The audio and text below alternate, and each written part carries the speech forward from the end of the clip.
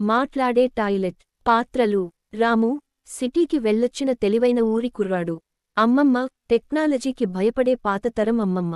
Toilet, మాటలతో పనిచేసే smart toilet. ఊరిలో కొత్తగా పెట్టిన టాయిలెట్ ముందు రాము హ్యాండీలో టాయిలెట్ పెట్టి గేటు దగ్గరకి వస్తాడు. రాము, అమ్మమ్మ, ఇక మీదట అడవిలోకి వెళ్లాల్సిన అవసరం లేదు. ఇదిగో టాయిలెట్ 3000. మాట చెబితే ఫ్లష్ అవుతుంది. అమ్మమ్మ షాక్కి. ఓ బాబోయ్, మాటలకి స్పందించే టాయిలెట్టా? ఈ లోపల దెయ్యం ఉందేమో. రాత్రి 12 గంటలు. టాయిలెట్ ముందు డ్రామా. అమ్మమ్మ దొంగచూపుగా టాయిలెట్కి వస్తుంది. Toilet. Welcome madam, please set. అమ్మమ్మ భయంతో. ఏవయ్యో, లోపల ఎవరు మాట్లాడుతున్నారు? ఇదేదో మంత్రగత్తె పనే. ఒక్క చెప్పలేస్తుంది. టాయిలెట్.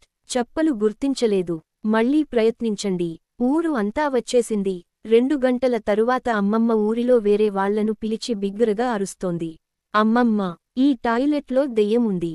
రాత్రంతా నన్ను దూషించింది. పూజారి వస్తాడు. తలుపు దగ్గర పూజలు జరుగుతున్నాయి. టాయిలెట్. ప్లీజ్ కోకోనట్స్ వేయడం ఆపండి. సిస్టమ్ హీటవుతోంది. క్లైమాక్స్. ట్విస్టు. టాయిలెట్ తలుపు తెరుస్తారు. లోపల ఎవరు ఉన్నారంటే రాముడి ఫ్రెండ్ మైక్. స్పీకర్ పట్టుకుని లోపల అట్టకాయలా కూర్చున్నాడు.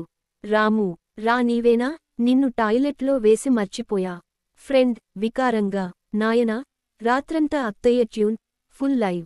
ఊరు మొత్తం నవ్వుతో మోగిపోతుంది. అమ్మమ్మ బెల్టుతో వీళ్ళిద్దరినీ వెంబడిస్తుంది. ఆనందభాష్పాలతో ఉన్న ముఖం తుదిలో మెసేజ్. ఫ్రీగా దొరికిన స్మార్ట్ టాయిలెట్ని నమ్మకు. అది నిన్ను ఊహించని స్థాయిలో భయపెడుతుంది.